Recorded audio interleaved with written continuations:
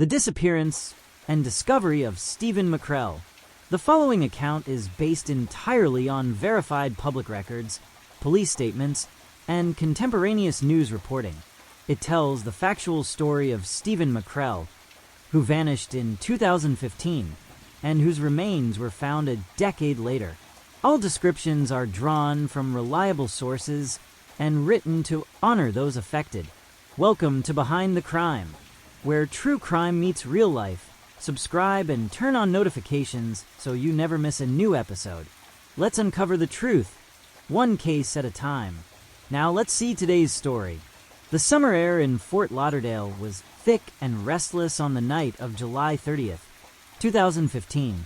Downtown pulsed with the thrum of music and headlights, the Atlantic humidity pressing down like a wet cloth. Steven MacKrell, 25 years old, was out with friends near Lucky's Tavern, a casual bar wedged among the neon corners of Himmarshy Village. He was the sort of person people remembered easily. Tall, expressive, a mechanic by trade who could coax engines into purring again.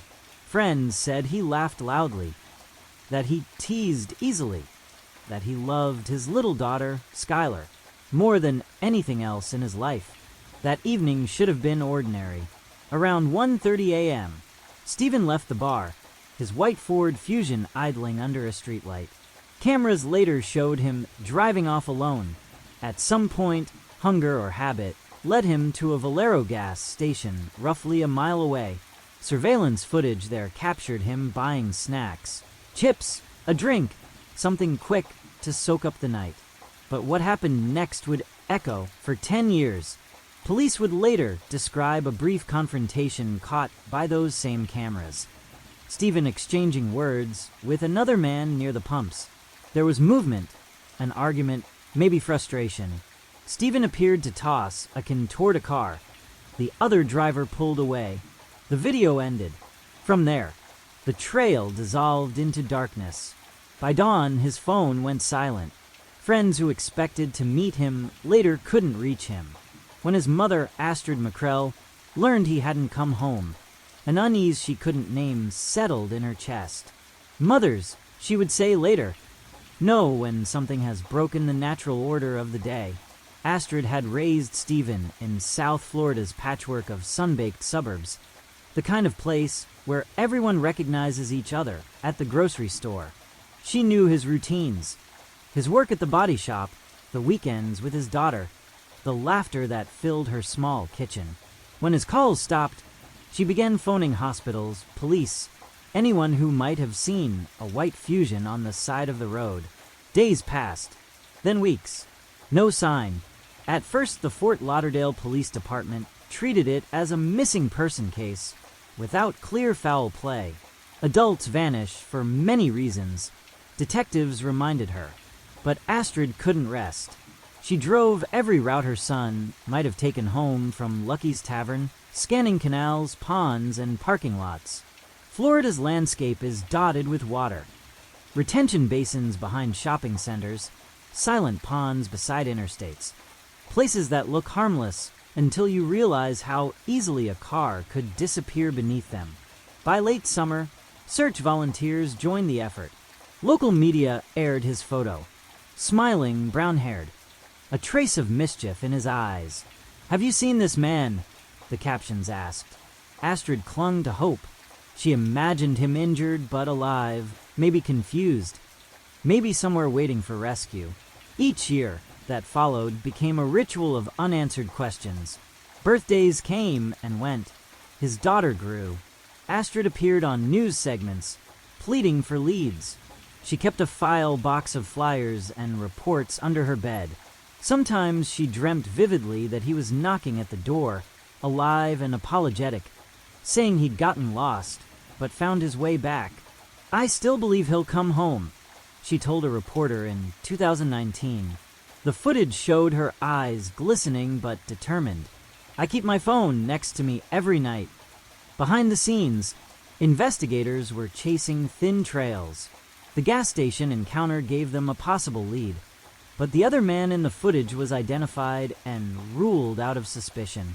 There were no credit card charges, No cell tower pings, no license plate hits.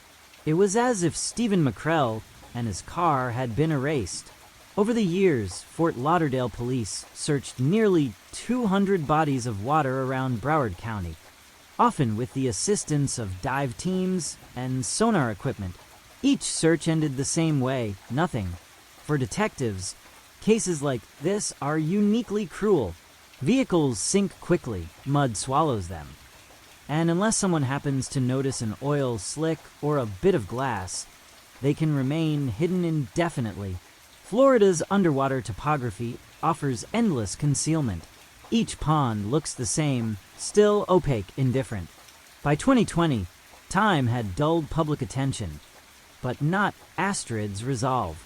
She joined online groups dedicated to missing persons, learning about volunteer organizations that specialized in sonar searches. Among them was State Sonar, a small team of divers and technicians who had built a quiet reputation for locating vehicles linked to cold cases.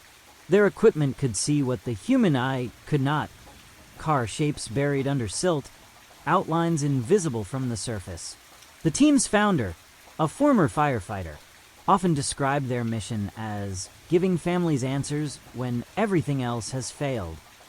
They worked closely with law enforcement, methodically scanning lakes and canals across the state. In early 2025, State Sonar revisited the region around Boca Raton, roughly 20 miles north of downtown Fort Lauderdale. Satellite maps showed a series of ponds tucked near the edge of Interstate 95, places easy to miss at highway speed. One pond in particular caught their attention: a small, fenced retention basin beside an office complex, its water darkened by algae. It lay directly along one of the logical routes Steven might have driven home. On the afternoon of October 2nd, 2025, under a blistering Florida sun, the sonar boat swept slow, deliberate lines across that pond. The screen flickered, then froze on a shape that didn't belong. A rectangular form, length about 15 feet, height about 5, the unmistakable outline of a vehicle. The divers entered the pond at 7:20 p.m., light fading behind the palms. The water was murky, visibility near zero. They guided themselves by touch and tethered lines. Within minutes, one of them brushed against cold metal. The vehicle's roof was coated in silt. A side mirror dangled. They traced the emblem: Ford, white paint beneath a film of green. Inside, skeletal remains lay in the driver's seat. Protocol demanded they stop immediately and notify local authorities. They marked the site with a buoy and surfaced.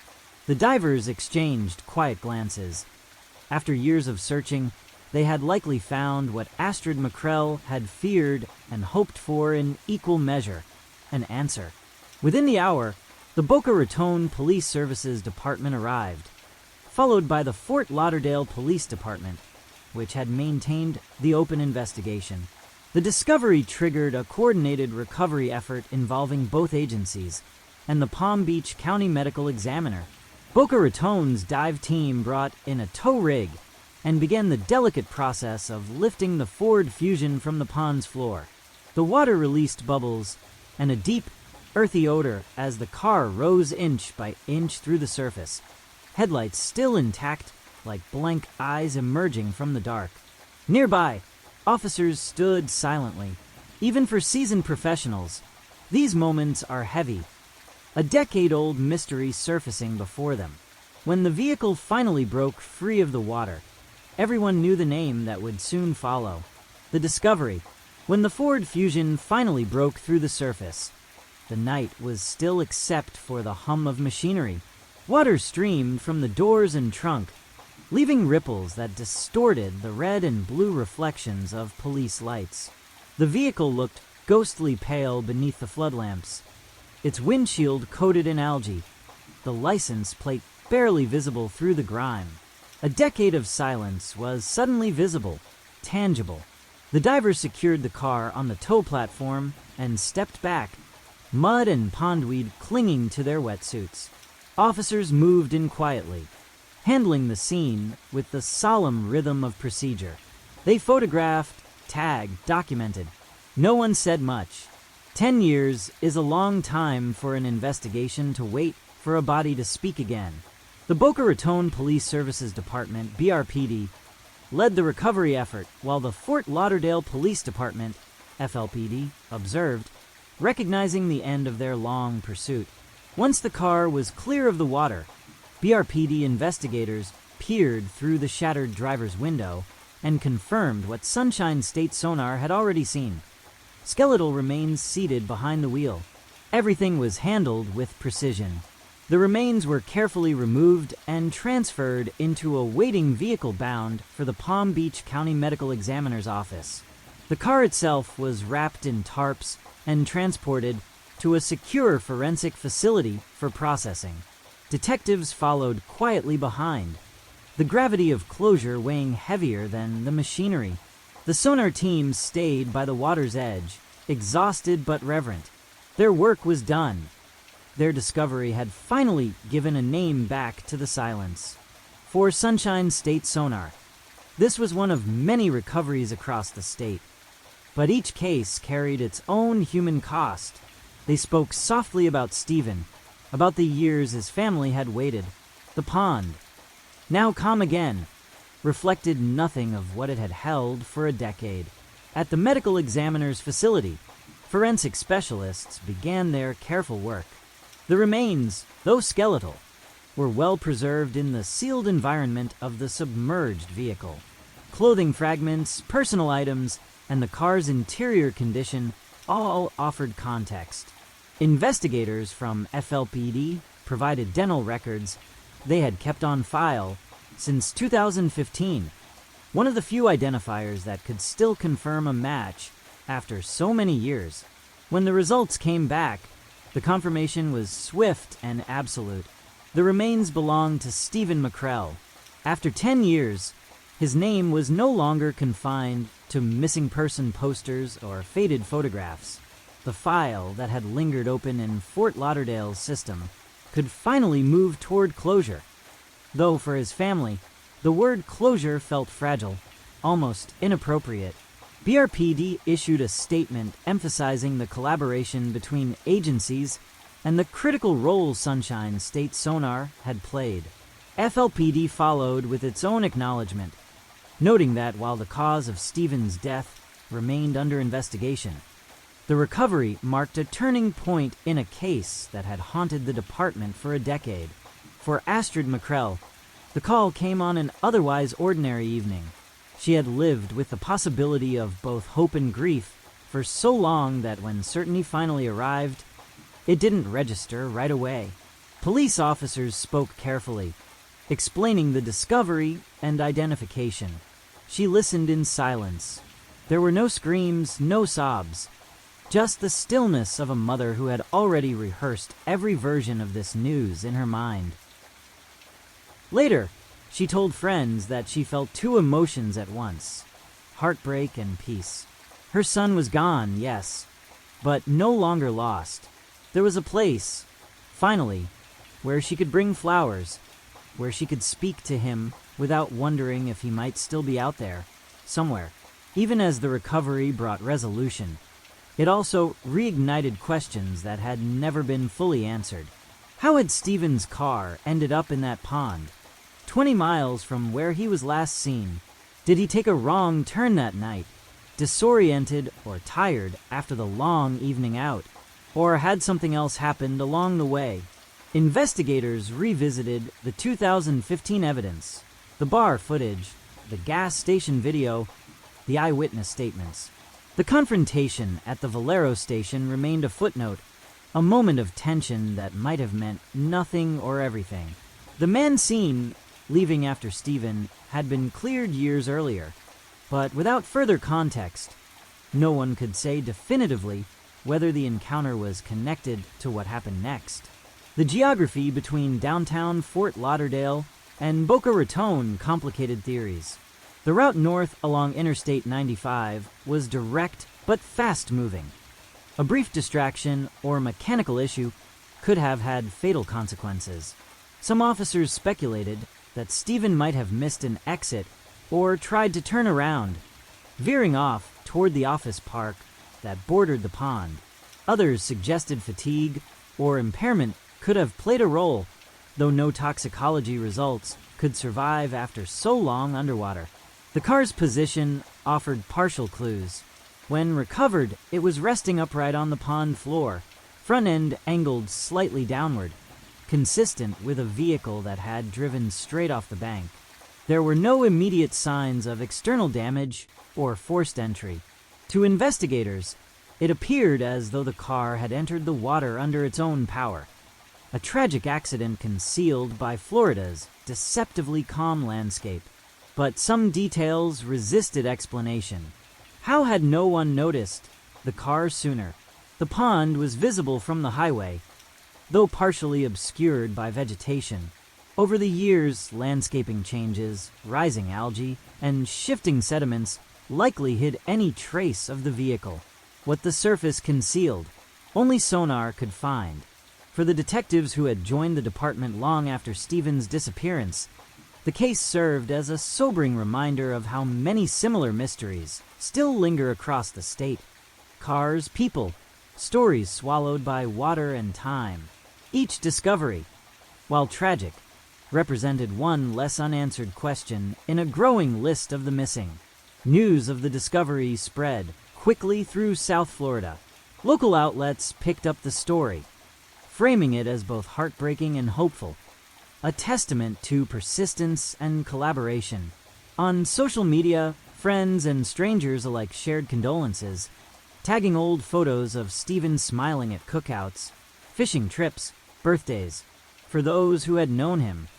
The images were both comforting and cruel. He had been only 25 when he vanished, still figuring out adulthood, fatherhood, and the messy in-betweens of life. His daughter, now entering her teens, had grown up with only memories and stories of him. In photographs, she bore his eyes. Sunshine State Sonar released a statement acknowledging the emotional weight of the case. They emphasized the importance of teamwork, not just between agencies, but between communities and volunteers who refuse to forget the missing. Every family deserves an answer, they wrote. Every story deserves an ending. In the days that followed, Astrid received calls from reporters again, but this time the questions were gentler, less urgent. She spoke softly, thanking the divers and officers who had never stopped looking. She said she hoped other families would find the same closure she now had. Still, in quieter moments, she admitted that peace and grief often lived side by side. For her, the hardest part wasn't knowing that Steven had died. It was understanding how long he had been so close, hidden just miles away, while she searched in circles. The pond in Boca Raton, ordinary and unremarkable to most passersby, had been his resting place all along. In the days after police confirmed the identification, Astrid MacKrell visited the pond. It sat behind a chain-link fence and a stand of palms, the water dark again and strangely peaceful. Traffic from Interstate 95 hissed beyond the trees, an ordinary Florida soundtrack. She placed a bouquet of white lilies at the gate and stood quietly, the air heavy with the smell of algae and salt. For 10 years, she had imagined this moment, sometimes in nightmares, sometimes in prayer. Seeing the place where her son's car had rested for so long brought both release and sorrow. She whispered a few words that no one else could hear. She didn't stay long. It felt wrong to linger. But when she walked away, she did so with the smallest trace of steadiness. There would be a memorial now, something tangible to hold on to. For investigators, the MacKrell case closed a long-running file, but also highlighted the need for renewed attention to unsolved disappearances across Florida. Every year, cars and people vanish into the state's network of ponds, canals, and lakes. Technology and persistence, sonar imaging, drones, public-private cooperation are changing what once seemed impossible. Sunshine State Sonar's discovery spurred new partnerships between local police departments and volunteer dive teams. Within weeks of Steven's identification, agencies from neighboring counties contacted the group about other cold cases. The divers accepted each request with the same quiet professionalism that had guided them through the MacKrell search. The Fort Lauderdale Police Department released one final update, confirming that while the physical evidence suggested an accidental submersion, investigators would keep the file open pending any additional information. For now, the case represented what so many families of the missing hope for. Not perfect answers, but truth that can finally be touched. Steven's daughter, Skylar, attended a small service organized by relatives. She was old enough now to understand the magnitude of loss, but young enough that memories of her father were like snapshots. His laugh, the smell of motor oil and cologne, the way he lifted her onto his shoulders. At the memorial, family members shared stories rather than eulogies. They spoke about Steven's patience, his talent with cars, the warmth he brought to ordinary days. They chose to celebrate the life that had been hidden too long beneath still water. Astrid watched her granddaughter place a single daisy in a vase beside a framed photo of Steven. The child looked up and asked if her dad could see her from heaven. Astrid nodded, unsure whether she was comforting Skylar or herself. The decade-long search for Steven MacKrell revealed something larger than a single tragedy. It illuminated how communities respond to uncertainty, how neighbors, officers, and strangers can sustain a search long after headlines fade. It also underscored how Florida's waterways, beautiful but deceptive, can conceal entire stories just a few feet below the surface. Experts estimate that hundreds of submerged vehicles remain undiscovered across the state. Each one might hold evidence of an accident, a crime, or a missing person whose name is still spoken at family tables. For groups like Sunshine State Sonar, Steven's recovery affirmed the value of persistence. Every scan of sonar lines on a screen, every murky dive, could mean a reunion between truth and the people who deserve it. When news crews eventually packed up their cameras, the pond returned to anonymity. Algae crept back across the water. Dragonflies hovered where police tape had once fluttered. Drivers on the interstate sped past without realizing that a decade-long mystery had been solved just yards from the asphalt. For Astrid, the silence that followed felt different from the silence that had haunted her for 10 years. It was quieter, gentler, no longer filled with unanswered questions. She still dreamed sometimes that Steven came home, that she heard a knock at the door. But in those dreams now, he smiled, and she could finally let him go. True crime stories often dwell on tragedy, but at their core, they are stories about people who refuse to forget. Steven MacKrell's disappearance consumed 10 years of searching, cooperation, and quiet endurance. His recovery was not the ending anyone wanted, but it restored truth to uncertainty and gave his family a place to begin healing. In the humid nights of South Florida, ponds like the one near Interstate 95 lie still beneath the moon. Beneath some of them, other answers wait. And somewhere, another mother keeps her porch light on, hoping that one day her silence, too, will be broken. End of the 10-year silence. The disappearance and discovery of Steven MacKrell. Thank you for staying through to the end, and don't forget to like and subscribe to my channel, and also feel free to comment and make a suggestion about anything or any story of your interest.